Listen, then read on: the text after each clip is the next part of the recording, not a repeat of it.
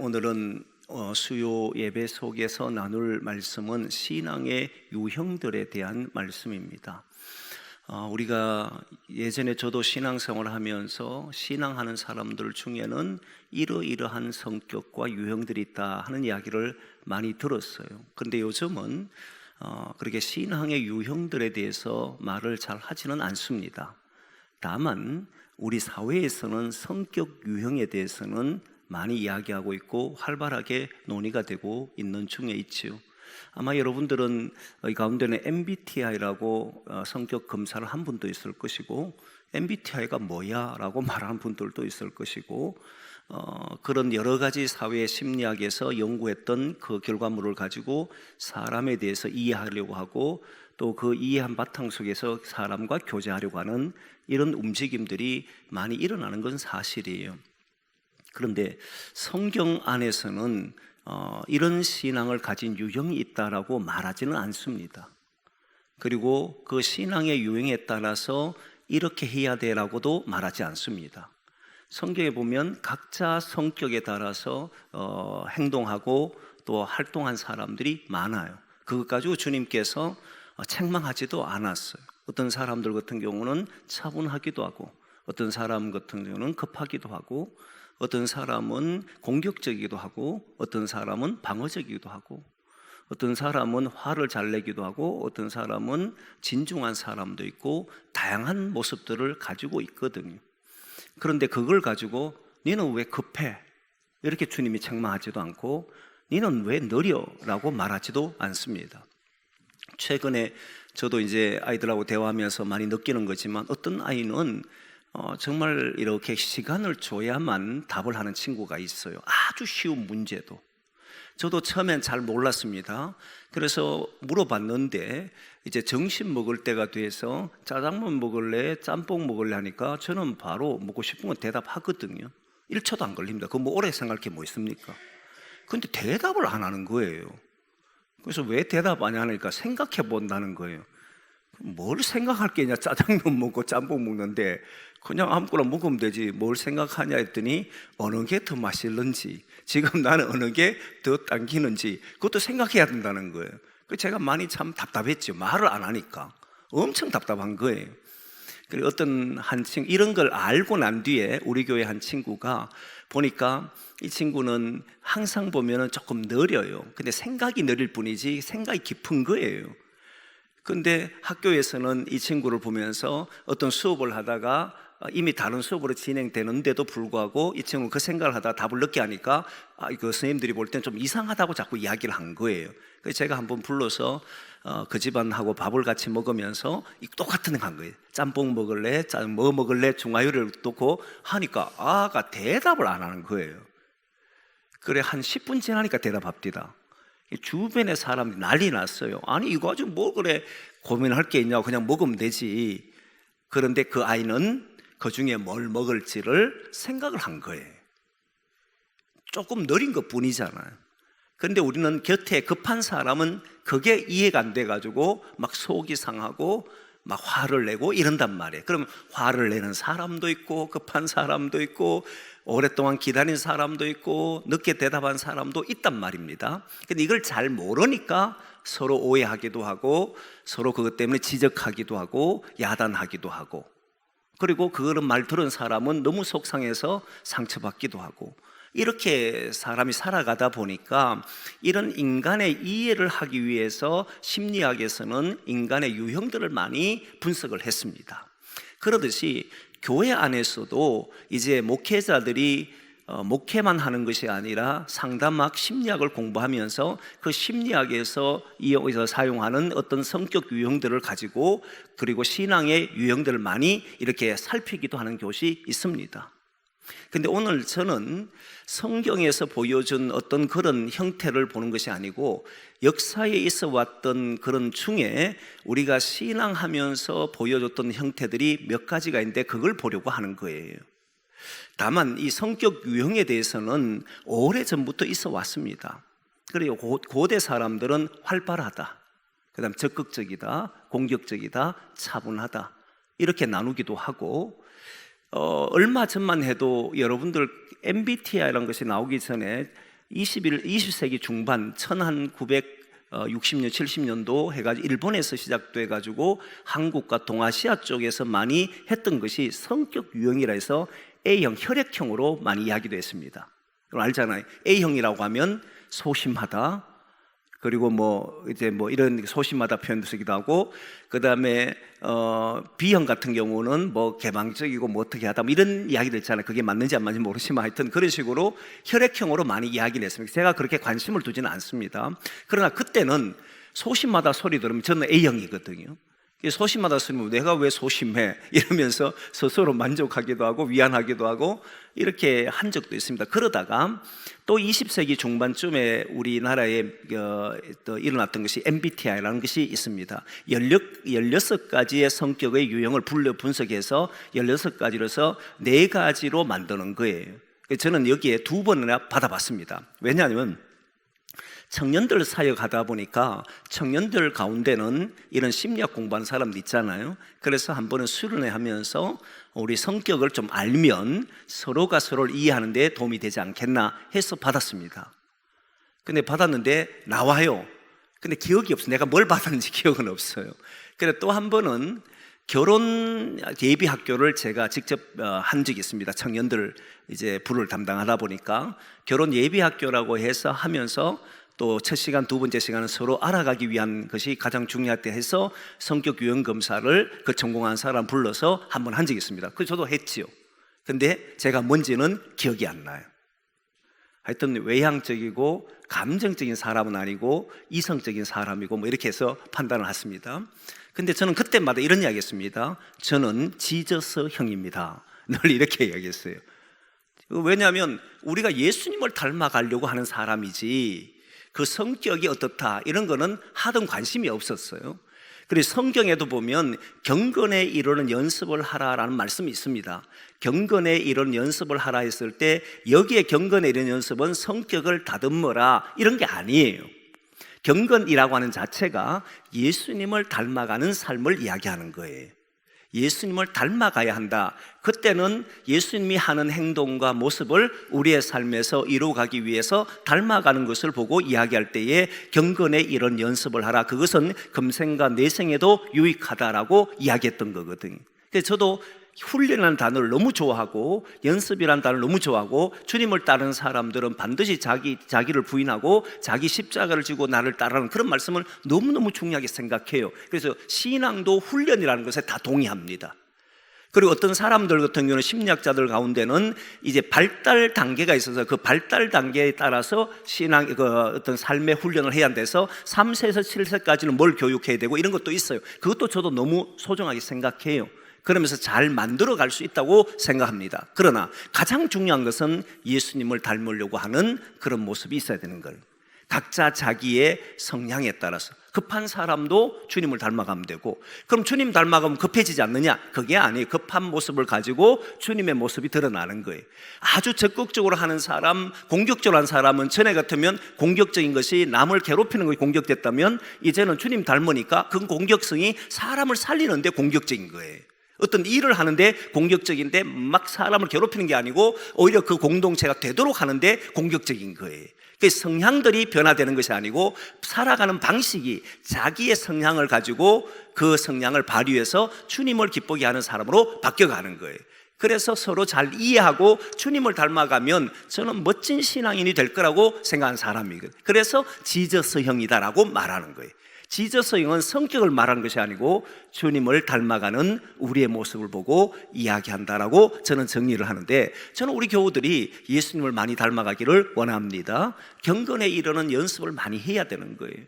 그건 성격을 죽여야 되고 성격을 너는 내성적이니까 더 활발하게 되고 이런 게 아니에요. 내성적인 사람은 그 내성적인 성품을 가지고 주님을 닮아가면 되는 것이고, 외향적인 사람은 그 외향적인 성격을 가지고 주님을 닮아가면 되는 거예요. 그래서 옛날에는 외향적이다, 내성적이다 이렇게 구분하다가 이제 MBTI 하다가, 이거는 MBTI도 지금 학계에서는 많은 논란의 거리가 됩니다. 사실은 논란거리 되는 이유 중에 하나가 과학적이지는 않아요.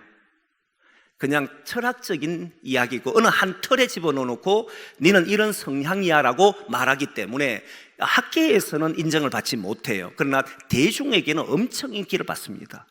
그래서 사람들끼리 모이면 요즘 젊은 사람들이 연애하는 일이나 한데 되면 너 성격이 뭐야? 성격 유형이 뭐야? 물으면 나는 뭐 IS 뭐 PN인가 뭐 이렇게 이야기하면 아니는 이런 성품이나 해서 그렇게 해서 그 성격 유형을 말하는 경우들이 지금도 많아요.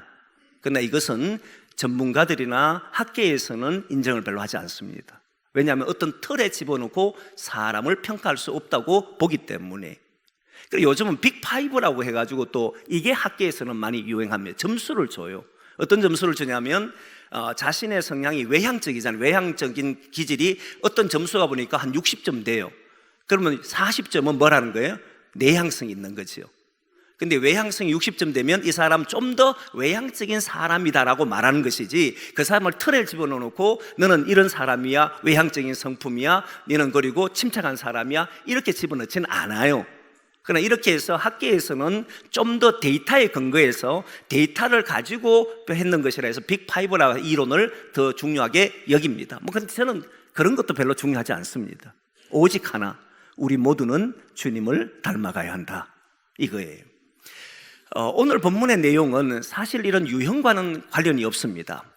유형과는 관련이 없지만 오늘 본문의 내용을 보면 이제 성령이 임재하는 사건이 사도행전 2장이었고 사도행전 1장에서 예수님께서 성천하기 전에 제자들 보고 예루살렘을 떠나지 말고 아버지가 약속한 것을 기다려라고 했고, 제자들은 내려와서 기도하면서 오순절날 임할 때까지 마가다락방에서 기도하는 그런 시간을 보내고 오순절날 성령이 임재하는데 그게 사도행전 2장에부터 임재가 일어납니다. 그리고 임재가 일어나고 나니까 베드로가 일어나서 사람들이 거기에서 너무 기쁘고 막 이러니까 주변에 경건한 유대인들이 와서 보니 이들이 도대체 왜 이러지 싶어서 저는 술이 취했구나, 새술에 취했다, 저건 술 취한 사람들의 모습인데 저 술은 그냥 술이 아니고 뭔가 다른, 취했다면 흥얼흥얼거리고 뭔가 이상하고 행동이 막 이상해야 되는데 그렇지 않고 정신은 있는데, 그런데 저 사람들은 마치 술 마신 사람처럼 보이니까 새술에 취했다라고 표현을 썼던 거예요.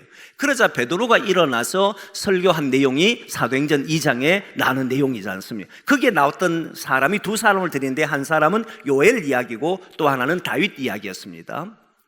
요엘서는 자녀들이 예언하고 그리고 아비들이 꿈을 꾸고 뭐 이런 표현들이잖아요. 젊은이들이 환상을 보고 이런 내용을 했고, 다윗의 이야기는 1000년 전에 다윗이 이미 그 마음에는 즐겁고 그 입술은 기뻤다라고 이야기함으로써 도저히 그 이유가 뭐냐면 이미 다윗이 예수 그리스도를 봤기 때문이다. 1000년 전에 봤다는 거예요. 어떻게 봤느냐? 성령이 그로 하여금 알게 하신 것으로, 보게 했다는 것으로 이야기합니다. 그 내용이 착 기록하고 나니까 그때 그랬던 그 이야기를 듣고 마지막 오늘 첫 구절이었던 내용을 이렇게 하잖아요. 우리가 죽인 그 십자가에 죽인 예수를 하나님이 주와 그리스도가 되게 하셨습니다 라고 하는 이야기를 딱 하게 되자, 그리고 바로 이어져 나오는 37절부터죠. 37절부터 그들은 뭐라고 했냐면 마음에 찔려 이렇게 나온 거예요. 그러니까 요엘 이야기와 다윗 이야기를 듣고 우리가 십자가에 못 박아 죽인 예수를 하나님이 주와 그리스도가 되게 하셨다는 이것과 연결 딱 시키니까 그때 사람들이 마음이 찔렸다는 거예요. 그 마음이 찔렸어요. 그럼 우리가 어떻게 하면 우리가 여기에서 벗어날 수 있습니까? 했을 때 성령을 선물 받는데 회개하고 각각 예수의 그리스도의 이름으로 세례 받으면 이렇게 나왔단 말이에요. 그 이야기하고 났더니 그 이후에 얼마가 예수를 믿게 됐냐면 3,000명, 5,000명이라는 숫자가 예수 믿게 됩니다. 놀라운 사람들이 믿게 됐지요. 그런데 그 믿은 사람들이 3,000명, 5,000명 막 기하급수를 만들어 납니다. 그런데 12명이 복음을 전했고 120명이 한 마음이 돼서 복음을 전했는데 5,000명, 3,000명이 예수 믿으니까 그 교회 안에는 다양한 사람이 모였다는 거예요. 성품이 다양해서 그런 다양한 사람들이 모이니까 그 안에 또다시 문제가 일어났습니다. 그래서 잘 아는 대로 이제 7 집사를 선택하는 것도 결국 구제 문제였고, 구제 문제에서 속이 상한 사람이 그 속 상한 것을 표현함으로써 교회 공동체가 막 흔들리기 시작했고, 그 흔들림 때문에 결국은 7 집사를 세우는 일까지 벌어졌다는 거예요. 이 모든 일에는 뭐가 있다는 겁니까? 사람마다 각자의 성품이 있더라는 거예요. 각자의 모습이 있더라는 거예요. 그래서 오늘 성격 유형을 이야기하는 것은 다른 의도가 아니고 우리가 신앙생활을 하다 보면 다른 사람들이 함께 한다는 걸 기억하자는 거예요. 다 달라요. 아무리 똑같은 유형을 갖다 집어넣어놓고 해도 그 사람의 성격과 나는 다릅니다. 그래서 요즘은 심리학에서도 그렇게 상담학에서도 이야기합니다. 개인마다 아무리 어떤 똑같은 환경에 놓아줘도 그 사람의 성향에 따라서 얼마든지 달라질 수 있다라고 보는 것이 요즘 시대단 말이에요. 그래서 개인적으로 중요하게 여깁니다. 그럼 우리 교회 공동체라고 하는 것이 워낙 많은 사람들이 모이다 보니까 그 사람의 성향들이 다 다를 수밖에 없어요. 여러분, 어떤 회사든지 가보면 그 회사에 맞는 사람을 뽑습니다. 그래도 그게 달라요. 하지만은 그 성향이 비슷한 사람을 불렀기 때문에, 그쪽 분야를 불렀기 때문에 그래도 사람들이 마음 모으기는 쉬워요. 근데 가장 어려운 곳이 어디냐면 교회입니다. 교회는 너무 달라요. 그렇지 않나요? 교회는 너무 달라요. 그래서 어떤 사람은 이렇게 얘기합니다. 교회에서, 그때 제가 청년들 지도할 때 그 청년이 청년부 회장하면서 그런 이야기했어요. 목사님, 교회에서 리더가 되어가지고 교회에서 사람들을 잘 이렇게 함께해서 거기에 성공할 수 있는 사람은 사회 어디 가도 성공합니다. 이런 이야기했어요. 저는 매우 동의했습니다. 왜냐하면 서로 다른 사람의 마음을 모아서 함께 갈 수 있다는 게 쉽지가 않아요. 그렇지 않습니까? 그런데 오늘 제가 이런 이야기를 하는 이유는 우리가 좀 교인들을 조금 더 이해를 잘해보자는 거예요. 서로 다른 성향을 가진 사람들이 모였을 때에 그 사람의 성향이 어떠한지를 성경을 통해서 역사에 걸어오면서 가졌던 그런 분류들을 보면서 우리가 좀 더 사람에 대해서, 신앙인들에 대해서 알면 좀 더 우리가 신앙하면서 어려움을 겪지 않고 사람 때문에 시험 들지 않을 수 있지 않을까, 이것 때문에 하는 거예요. 실제 우리가 시험 드는 경우들이 대부분 사람이잖아요. 사람이고 그 중에 1번 서 있는 사람이 앞에 있는 목사 때문이고 그런 거잖아요. 왜냐하면 안 맞을 때 오는 시험 드는 것이 있잖아요. 자기 성향과 맞지 않고 자기 모습과 안 맞을 때 당하는 어려움들은 겪게 되어 있단 말입니다. 그러니까 이런 것을 우리가 좀 더 보게 되면, 아, 저분은 저런 분이구나, 그래서 우리가 좀 더 이해할 수 있겠구나, 이렇게 이해할 수 있지 않을까 해서 오늘은 신앙의 유형들을 하는 거예요. 기본적으로는 저는 신앙의 유형들이든 성격의 유형들을 좋아하지는 않습니다. 조금 전에 얘기했던 것처럼 모두 다 각자의 성품을 가지고 그리스도를 닮아가는 것을 제일 좋아한다. 그리스도를 닮기 위해서 훈련하는 것을, 그게 기독인이 맞지, 유형을 나누는 것은 맞지 않다라고 하는 생각을 갖고 있어요. 하지만 신앙인들을 이해하기 위해서 조금 분류를 해보려고 합니다. 저는 오늘 세 가지로 나누어서 이야기합니다. 하나는 체험신앙입니다. 예수를 믿었는데 체험이 강력한 사람이 있어요. 체험이 강력한 사람은 아주 중요하고 좋은 신앙을 가졌어요. 대부분 이런 사람은 언제 그러냐면 모태신앙인들은 잘 없습니다. 중간에 정말 어떤 강력한 체험을 통해서 예수를 믿은 사람이 대부분 체험신앙이에요. 요거를 역사에 보면 니고데모에게도 이야기했던 말인데, 역사를 보면 루터가 주장했던 것 중에 하나가 중생을 강조하는 사람이 의인 되는 것. 내가 죄인이었다가 어느 순간 내가 죄인임을 깨달아요. 루터는 자신이 의롭게 되기 위해서 탑을 기어서 올라가잖아요. 무릎을 기어 올라가면서 내가 어떻게 하면 주님 만날 수 있을까, 주님의 사람을 살 수 있을까, 그렇게 무릎을 기고 올라갔는데 그게 기쁨이 없었어요. 신앙 자체에 기쁨이 없었어요. 그러다가 어느 순간에 탁 체험을 하고 오직 의인은 믿음으로 말미암아 살리라는 것을 깨닫고는 거기에서 탁 내려와서 이제는 종교개혁을 하는 사람이 되잖아요. 이렇듯이 하나님의 말씀 안에서 살던 사람조차도 체험을 딱 통해서 되는 경우가 있어요. 근데 이런 사람은 거의 잘 없어요. 지금은 우리나라 사람들은 대체로 보면 중간에 예수를 믿은 사람들 가운데 많이 나타나는 특징입니다. 갑자기 하나님의 체험을 하는 거예요. 이해할 수 없는 체험을 하는 거예요. 갑자기 기적도 경험하는 때 사람도 있고, 하나님의 음성을 듣는 사람도 있고, 죽었다가 살아난 사람도 있고, 그럼 도무지 해결되지 않는 것이 해결되는 경험도 있고, 기도하다가 하나님의 나라를 보는 사람도 있고, 너무너무 놀라운 체험들을 하는 사람이 있습니다. 이런 사람 같은 경우는 신앙이 뜨거워요. 열정이 있어요. 그리고 뭐든지 하고자 하는 마음이 있어요. 근데 이런 사람에게서 가장 취약점 뭐냐면 미지근한 사람을 못 봐줘요. 미지근한 사람 보면 답답해 미치는 거예요. 왜 저렇게 신앙생활 하는지 모르겠다 하면 좀 열심히 해야지, 이렇게 하는 경우. 예, 집에서도 여러분 보면 안 믿는 집안에서 살다가 결혼해가지고 이제 신앙의 체험을 한 사람들 있잖아요. 그런데 보통 모태신앙이, 저도 그 소리 많이 들었습니다. 저도 그런 말씀 하는데, 보면 모태신앙 사람들은 가면은 그냥 평범하게 교회를 잘 다녀요. 뭐 그냥 교회 가는 것이 일상화되어 있으니까 교회를 잘 다니는데, 근데 신앙이 떠온 사람이 보니까 답답한 거예요. 기도 생활도 제대로 안 해. 그리고 또 뭔가 열정적으로 살지도 않아. 뭐 교회 가는데 보니까 뭔가 하는 것 같지도 않아. 뭐 이런 거 답답한 거예요. 그러다 보니까 자꾸 잔소리를 하고 야단을 치고 지적을 하는 경우가 많아요. 왜 그렇게 하냐고, 이렇게 하는 경우가 많아요. 근데 이분들의 단점이 하나가 있는데 뭐가 있냐면, 이게 열정이라고 하는 것이, 체험이라는 것이 매 순간 일어나는 게 아니잖아요. 그러면 체험을 굉장히 계속 받고 싶어 해요. 체험을 경험하고 싶어 해요. 근데 체험이 경험하고 싶지만은 그게 경험이 안 되니까 자기를 막 옥죄기도 하고 힘들게 하기도 하고, 그러면서도 점점 그게 잘 안 되는 사람들은, 이게 경험이 계속되는 사람이면 얼마나 좋겠습니까? 안 되는 사람들은 신앙이 식어져서 어느 날 보면 교회가 보이지 않는, 신앙하는 삶이 떠나버리는 사람도 대부분 많아요. 이런 사람들이 어떤 사람이냐면, 신앙을 강력한 체험을 통해서 자기 신앙이 형성된 사람에게 나타나는 특징이라는 거예요. 그러면 우리는 이해할 수 있잖아요. 열정을 가진 사람, 체험을 가지고 열심히 살려고 하는 사람, 그 사람 보면은 막 열정이 있어나니까 막 소리도 지르고 막 이끌어가고 하면, 와, 왜 저러지 싶은데 충분히 이해되잖아요. 왜? 체험이 있으니까. 그게 잘못되거나 못하거나 문제 있거나 하는 것이 아니고, 아, 저분은 하나님의 강력한 체험을 통해서 신앙하는 사람이구나, 우리가 이해를 충분히 할 수 있다는 거예요.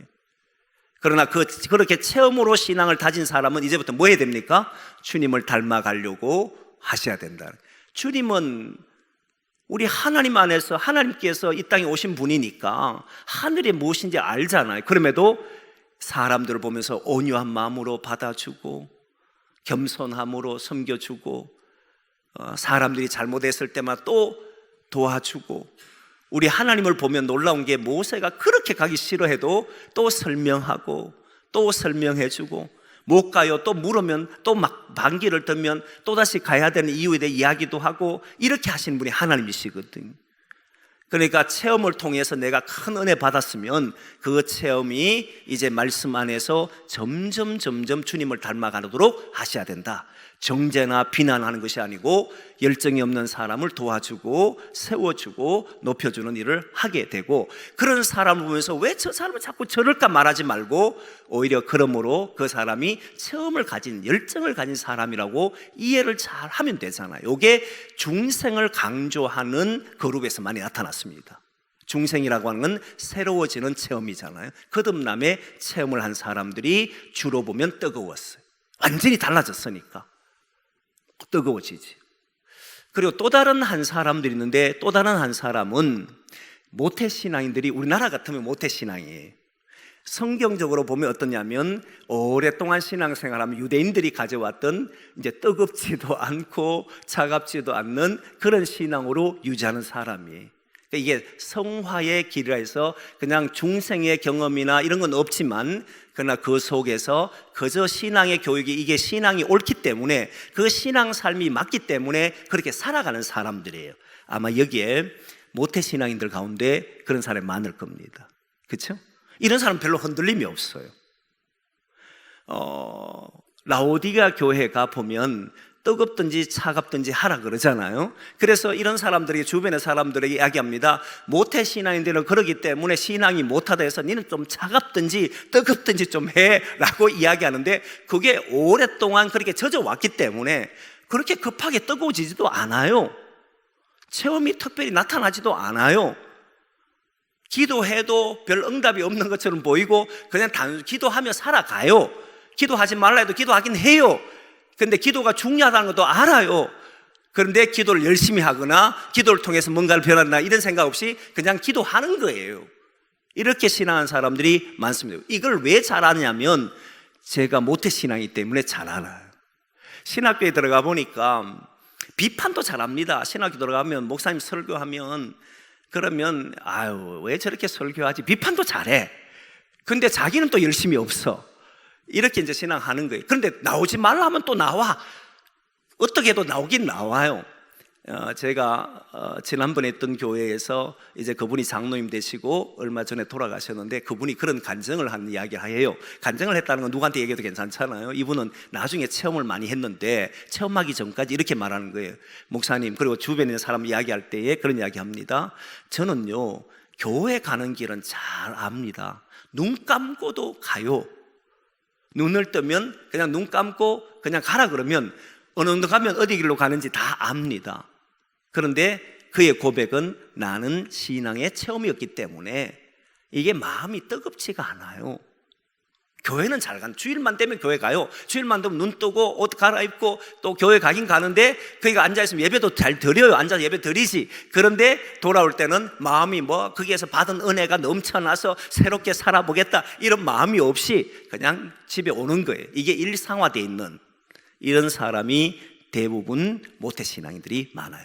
그리고 오래 신앙하는 사람들이 이런 경우들이 많아요. 그런 경우의 사람들은 이런 사람 보면 뜨겁게 열정적으로 하는 사람들을 때로는 무시를 막 합니다. 아이고, 왜 저렇게 열심히 사노? 굳이 저럴 필요가 있나? 그래서 집 안에서도 그런 이야기 하잖아요. 막 교회 가서 봉사하고 이러면 적당히 해라. 뭘 그래 열심히 하노? 이렇게 말하는 사람이 있잖아요. 또 자녀들이 교회가 열심히 사는 걸 두려워하는 사람도 있어요. 저는 청년부를 지도하면서 그때 느낀 것이 뭐냐면, 부모들이 그렇게 이야기하는 거예요. 저한테 와서 목사님, 우리 아이를 너무 성경으로 열심히 가르치지 말라는 거예요. 왜 그러냐 했더니 우리 아이가 교회 너무 열심히 내면 자기 삶을 안 산다는 거예요. 공부도 해야 되고 지금 중요한 일을 해야 되는데 자꾸 열심을 내게 만들면 안 된다는 거예요. 적당히 살게 한다, 이렇게 이야기하는 거예요. 그리고 제가 지도했던 한 청년 중에는 이렇게 말합니다. 목사님, 저는 성경에 보면요, 요셉도 별로 안 좋아해요. 이런 거예요. 왜 요셉? 여자분이었는데 요셉을 왜 안 좋아하냐면 고생 많이 하잖아요. 그래서 나는 고생하는 남자들을 별로 좋아하지 않습니다, 이래 이야기하고, 또 누구를 좋아하느냐, 그분 모세다, 이런 사람도 별로 안 좋아해요. 그 사람 제일 좋아하는 사람 누구냐 했더니 부자 청년이 좋대요.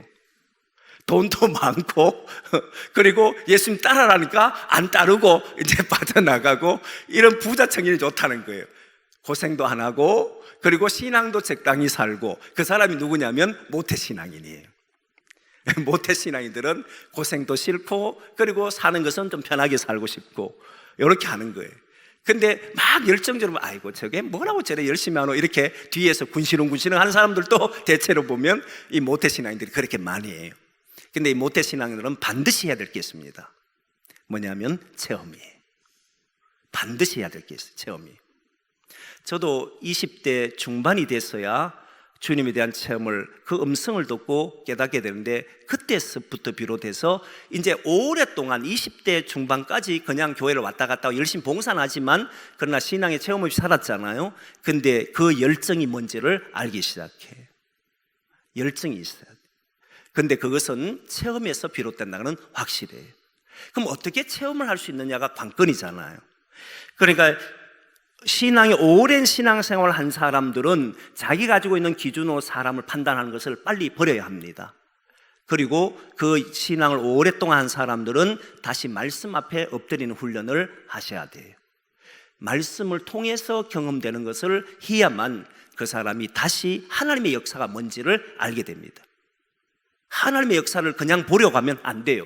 기도를 왜 해야 되는가? 기도를 하면 어떤 일이 나는가? 그냥 기도해야지, 이렇게 하던 사람이 기도를 통해서 어떤 일이 나는지를 말씀을 통해서 깨닫고 그때 기도했을 때에 하나님의 역사를 보게 되는 거잖아요. 그래서 여러분 보면 답답한 사람이 있습니다. 열정이 있는 사람 보면 아우 저렇게 해서 어떡하냐 싶지만은 그런 사람을 이해하시라. 아, 저분은 오랫동안 교회 안에서 부모로부터 받은 신앙을 가지고 살아온 사람이구나. 그런 이런 사람의 장점이 있습니다. 어떤 장점이 있냐면 어떤 일을 경험해도 별로 흔들림이 없어요. 안 넘어져요. 신앙은 잘 안 버려요. 그런데 열정이 없기 때문에 신앙을 통해서 뭔가를 해보려고 하는 마음은 없다는 거예요. 그런 사람은 잘 훈련하셔야 된다. 마지막 한 사람을 이야기합니다. 이게 중요한데, 마지막 한 사람은 이제 예수님을 믿고 난 이후에 성령 체험을 한 사람이 있어요. 뜨겁게 예수를 오랫동안 믿으면서 어느 순간에 성령 체험을 한 거예요. 그래서 이걸 강조하는 어떤 그런 교단이 있었는데, 교단이 뭐기다 하면 미국에 있었는데 오순절 계통이 그랬었어요. 오순절 계통은 교회가, 미국 교회가 어느 순간부터 사람 미적지근하게 그렇게 살기 시작했어요. 일정한 동안 미국에 건너올 때는 어마어마한 열정을 건너왔잖아요. 근데 신앙생활을 오래 하다 보니까 열정들은 다 사라져버린 거예요. 사라져버리고 신앙으로만, 그냥 말로는 신앙인이지만 실제 삶은 그냥 살아가는 사람이에요. 그러다가 미국의 종교, 신앙 대부흥 운동이 일어나면서 그때 이제 처음에는 장로교 목사들이 움직이는 이 신앙 대각성부흥 운동했는데 나중에는 오순절 계통에서 이걸 막 하기 시작합니다. 했는데 오순절 계통에서 체험을 어마어마하게 강조해요. 그때 두 가지를 강조했습니다. 하나는 뭐냐면 성령을 체험해야 한다. 이 성령 체험을 이야기하는데, 성령 체험에서 강한 두 가지가 그거예요. 하나가 뭐냐면 은사를 받아야 되는데 그 은사는 방언의 은사를 받아야 한다. 성령 체험한 사람, 성령 세례를 강조했고, 성령 세례를 강조해서 성령 세례 받은 사람은 방언을 한다. 그 외적인 표현, 외적인 증거로 방언을 강조했어요. 여러분, 지금부터 1980년도, 90년도 신앙생활 하신 분 알지만 교회마다 모여서 방언 기도하려고, 방언 받기 위해서 엄청 노력했는 거 알죠, 여러분? 그런 경험 해봤잖아요. 그때 방언 기도를 굉장히 많이 쓸 때가 바로 오순절 계통에서 한국에 이런 문화를 전파했고, 실제 많은 교인들이 나도 좀 떠보고 싶다, 이렇게 해서 기도 속에서 방언하려고 한 사람이 많이 있었던 거예요. 그리고 방언하지 못한 사람, 마치 구원받지 못한 사람처럼 이야기할 때도 있었단 말이에요. 이게 어디서 나오냐면 오순절 계통에서 성령의 체험이 있어야 한다는 걸 강조했고, 그 성령의 체험은 은사가 있어야 한다는 거예요. 그리고 또 한 가지가 있었는데 뭐냐면 분명한 의식 속에서 새로워짐을 경험해야 된다, 이걸 강조했어요. 여러분, 이 말은 모태신앙인들이 많이 주어지는데, 분명히 보면은 우리가 체험이라고 하는 것은 뭔가 환상 속에서 자기의 이성을 넘어서서 뭔가 체험하는 것으로 많이 이야기하잖아요. 그런데 오순절 계통에 있는 사람들은 그 체험을 할 때 환상이나 막 이런 것을 말하는 것이 아니고 뭘 이야기하냐면 분명한 의식 속에서 체험을 이야기하는 거예요. 분명한 의식을 가지고 성령이 내게 임했다는 것을 알아야 한다라고 하는 거예요. 자기도 모르는 사이에 황홀경에 빠져가지고 성령이 임했다, 막 꿈속에 뭔가 이루어졌다, 이런 걸 말하고 하는 게 아니에요. 그게 아니고 자기의 의식을 가지고 말씀대로 걸어갔을 때 거기에서 분명히 경험되는 이런 것을 말하는데, 그 외적 증거로 뭘 이야기했다는 겁니까? 방언을 이야기했던 거예요. 자기의 증거가 있어야 된다, 이걸 강조했는데, 이 강조는 대단히 중요했습니다. 그리고 지금도 많은 사람들이 이런 체험을 하기를 원해요. 좋은 점부터 이야기합니다. 방언, 은사, 성령 체험이라는 개념이 뭔지를 일단 정리를 해야 됩니다. 성령 충만이라고 하는 단어를 쓰기도 하고 성령 세례라는 단어를 쓰기도 합니다. 근데 성령 충만이라는 단어가, 충만이란 말은 세 가지 의미가 있습니다. 그걸 우리가 알아야 돼요. 성령 충만이랄 때 충만이라는 단어는 부족함이 없다라고 하는 말이에요. 부족한 것이 있으면 충만하지 않습니다. 그래서 예수님께서도 요한복음에서 내 기쁨을 너희 안에서, 너희 기쁨을 어떻게 하기로 하냐면 충만케 하려 합니다, 이렇게 충만히. 우리의 기쁨은 사실 충만해지질 않아요. 인간이 가지고 있는 모든 기쁨은 어떤 부분에 딱 들어가면 다시 충만해지질 않는다는 걸 알아요. 항상 부족한 거예요. 평안도 보면 부족해요.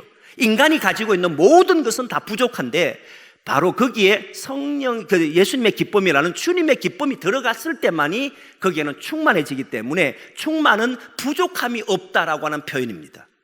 부족함을 느끼지 않는 거예요. 이걸 충만이라는 단어를 써요. 그리고 또한 충만 속에는 어떤 의미가 있느냐면 완성한다라고 하는 의미가 있습니다. 이 말이 뭐냐면, 어떤 목적을 가지고 걸어가는 사람이 그 목적하는 곳에 도달하지 못하면 충만한 게 아니잖아요. 완성된 건 아니잖아요. 아무리 가까이 갔다 해도 그걸 해내지 못하면 그걸 이뤘다고 말하질 않아요. 주님께서 십자가 지실 때 다 이루었다는 표현이 바로 충만이에요. 주님이 원하셨던 길, 하나님이 자기를 통해서 원하셨던 길을 이루시는 사역이 충만이라는 단어예요. 그러니까 주님께서 우리와 함께 했을 때 충만하다 표현을 썼다는, 성령 충만하단 말은 하나님의 뜻을 이루어가는데 그 목적이 완성되었을 때에 나타나는 것이 충만이에요.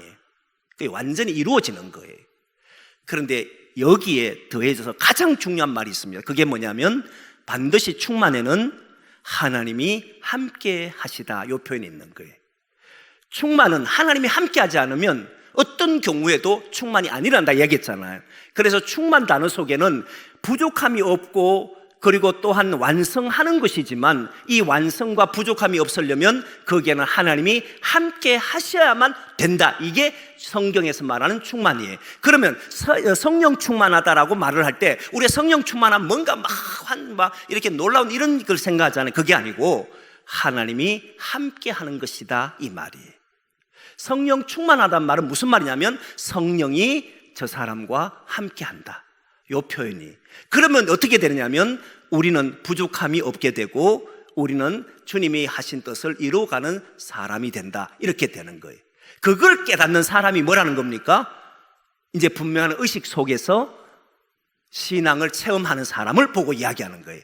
쭉 처음 딱 들어오기 전에, 처음 들어올 때에 신앙생활 하기 전에 뭔가 강력한 체험에 의해서 온 사람도 있는가 하면, 그런 반대로 신앙생활 처음부터 태어날 때부터 한 사람은 그런 체험 없이 산단 말이에요. 그런데 그 속에서 자기도 모르는 사이에 뭔가 강한 체험을 하는 사람을 보고 우리는 성령에 체험하는 사람이다. 이 성령에 체험하는 사람들의 중요한 특징은 의식 속에서 한다는 거예요. 무의식 속에나 환상 속에서나 뭔가 신비한 속에서 하는 것이 아니고 분명한 이성을 가지고 체험하는 거예요.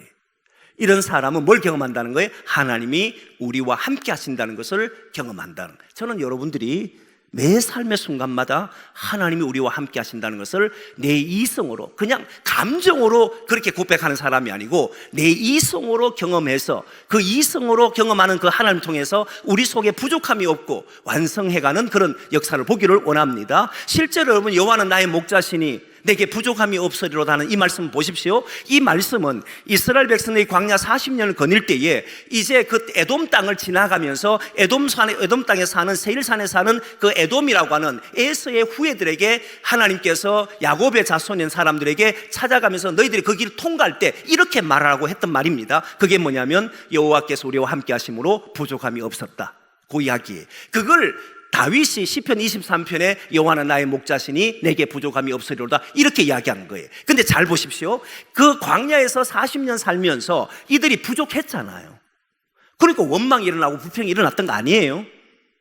부족했잖아요. 그러니까 목자라고 하는 개념과 부족한 개념이 완전히 새롭다는 걸 아셔야 돼요. 부족함이 없다는 것은 조금 전에 머리에서 하나님이 함께 하시는 삶이라 이야기했지 않습니까? 그러니까 이들은 하나님과 함께 했기 때문에 배고플 때도 먹여주셨고 마실 물이 없을 때 마시게 해주셨고 실제로 부족함이 없는데 자기들의 현실을 보니까 자꾸 부족함을 느꼈을 뿐이라는 거예요. 지금도 보면 내 기쁨이 너희 안에서 너희 기쁨을 충만하게 한다 할 때 우리 안에 있는 기쁨은 어떤 현실의 문제가 주어지면 기쁘고 그렇지 않으면 괴롭고 이런 거잖아요. 그런데 주님이 함께하는 사람은 부족한 것이, 여러분 보면 우리가 100이 채워져야만 그 모든 게 만족되는데 지금 50밖에 안 채워졌어. 그럼 50은 불만이잖아요. 그런데 60, 70이 되기 시작해요. 그러면 부족하지 않다고 사람 느껴요. 근데 부족한 거거든. 근데 40 이하로 떨어지고 30으로 떨어지면 사람은 그때부터는 급속도로 부족함을 느껴요. 근데 이 부족함을 어떻게 채우는지를 보셔야 돼. 기독인들은 예수가 함께하면 30이 되어도 나머지 70은 누가 채웁니까? 주님이 채워. 내한테 아무것도 없어. 그래서 나는 완전히 거로기 상태가 돼가 제로가 돼서 살 희망조차도 없어요. 그런데 그때 누가 채우는 거예요? 주님이 나와 함께 하심으로 100%를 채우는 거예요. 그런데 여기서 100%를 채운다는 말을 보셔야 됩니다. 100%를 채운다는 말은 주님이 나와 함께 하니까 나는 100%지만 실제 삶은 몇 프로라는 겁니까? 실제 삶은 0%라는 거예요. 실제 삶은 괴롭다는 거예요. 실제 삶은 너무 고통스럽다는 거예요. 그런데 그 속에서 주님이 나에게 100을 주시니까 나는 거기에서 부족함이 없습니다. 이걸 보고 뭘 한다는 겁니까? 충만하다, 이렇게 말하는 거예요. 그리고 목자라는 개념 같아요. 목자라면 푸른 초장 인도하는데 이스라엘 백성들 광야를 갈 때에 그 광야 길을 마침내 주님께서는 그들의 목자가 되어서 어디로 인도하느냐 하면 가나안에 인도하잖아요. 가는 도중에는 돌도 있고 자갈도 있고 가시덤불도 있고 정갈도 있고 그리고 여러 가지 불뱀도 있고 많은 요소도 있었지만 그 길을 다 넘어갔습니다. 마지막까지 완성했잖아요. 그 길까지는 부족한 게 있어요. 이 말은 무슨 말이냐면 우리가 오늘 예수 믿고 산다고 해도 주님 우리와 함께 한다 해도 여러분들의 길에 어려움이 있다는 거예요, 없다는 거예요? 있잖아요. 완성될까? 정말 그 나라에 이룰 수 있을까? 우리가 볼 때는 도무지 안 되는 것처럼 보여도 주님은 완성하신다. 그걸 보고 뭘 한다고요? 성령 충만하다, 하나님이 함께 하신다, 이 말을 쓰는, 이 신앙을 가지면 얼마나 좋은지 몰라요. 이 신앙을 가지면 내가 바닥이 되었을 때도, 내가 힘이 없어 그럴 때에도 주님은 나와 함께 하시니까 나는 거기에서 오늘 또 난 충만한 삶을 산다, 이 고백이 나오는 거예요. 내가 90% 됐을 때도 내 혼자 잘 때가 뭔가 대단한 사람처럼 되지만 신앙인은 어떻게 생각하냐면 나는 여전히 연약한 사람이요, 부족한 사람인데 주님이 나의 길을 인도하심을 믿는다. 그래서 거기에도 교만하지 않는 거예요. 그래서 이 모든 충만한 단어가 거기에 나오는 거예요. 그런데 이 사람들의 문제점이 뭐냐면 은사만을 사모하며 살려고 하는 사람들이 많다는 사실이에요.